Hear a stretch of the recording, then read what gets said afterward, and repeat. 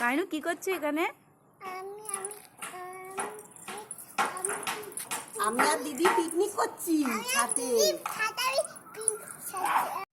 বন্ধুরা, আমি প্রথমে এখানে ডালটাকে দেখুন শুধু কড়ায় ড্রাই রোস্ট করে নিচ্ছি। তেল দেওয়ার কোনো দরকার নেই।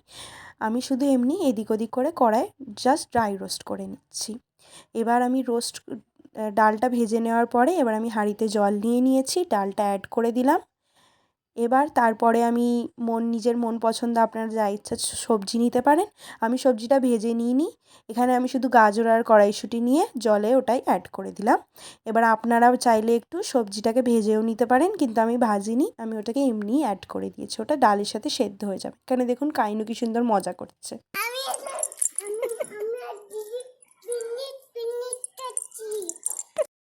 এবার দেখুন ডালটা একটু সেদ্ধ হয়ে এসছে, তখন আমি মশলা দিয়ে দিচ্ছি। মশলার মধ্যে শুধু এই হলুদ দিলাম, এরপরে এবার শুধু নুনটা অ্যাড করে দেবো, ঠিক আছে? আর সেরকম কিছু মশলা দেওয়ার দরকার নেই, যেহেতু একদম নর্মাল খিচুড়ি করছি।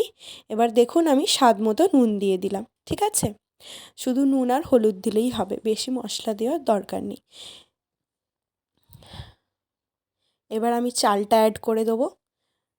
চালটা যেহেতু আমরা কামিনী আতপ চাল নিয়েছি, তো ওই জন্য ডালটা অনেকটা সেদ্ধ হওয়ার পরে তারপরে অ্যাড করলাম। আপনারা যদি মিনিকেট চাল নিয়ে করেন তাহলে চালটা ডালের সাথেই দিয়ে দেবেন, কারণ মিনিকেট চালের সেদ্ধ হতে তো বেশি টাইম লাগে, কামিনী আতপ চালের সেদ্ধ হতে অত টাইম লাগে না। তাই জন্য এবার দেখুন খিচুড়িটা অনেকটাই হয়ে এসেছে। এবার আমি বাড়ি থেকে আগেই আলু ভেজে রেখেছিলাম, তো ওই আলু ভাজাটাও আমি অ্যাড করে দিচ্ছি খিচুড়িতেই। আপনারা চাইলে আলাদা করেও আলু অ্যাড করতে পারেন, আপনাদের চয়েস। এখানে দেখুন কাইনু কি সুন্দর খেলছে। এবারে কি নামিয়ে ফোড়ন দেবো।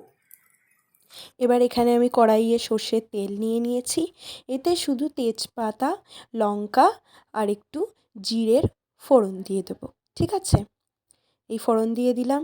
এবার আমি এই ফোড়নটা খিচুড়িতে অ্যাড করে দেবো, ঠিক আছে? যেরকম করে আমরা ডালে ফোড়ন দিই ওরমভাবেই খিচুড়িতে আমরা একটু ফোড়ন দিয়ে দিলাম। দেখুন আমি এখানে খিচুড়িতে অ্যাড করে দিলাম। এবার এটাকে একটু হাতা দিয়ে আমি নাড়াচাড়া করে নিলাম। এবার দেখুন লাস্টে একটু ঘি অ্যাড করে দিলাম, অল্প পরিমাণ, যাতে একটু টেস্টফুল হয়, এই জন্য ঘি অ্যাড করে দিলাম। এবার হচ্ছে টেস্টের পালা। এখানে দেখুন কাইনু কি সুন্দর মশলাদানি নিয়ে খেলছে। এবার বেগুনটাকে আমি একটু তেলে ভেজে নিচ্ছি।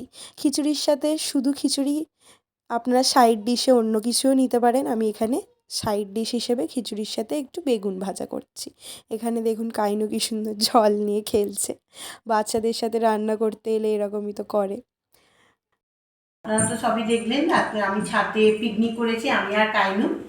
হ্যাঁ, পিকনিকটা সন্ধে হয়ে গেছে বলে নিচে চলে এসেছি। এবার আমি আর কাইনু টেস্ট করে দেখব। টেস্ট করার পর তারপর আপনাদের বলছি। বাবু নাও তো।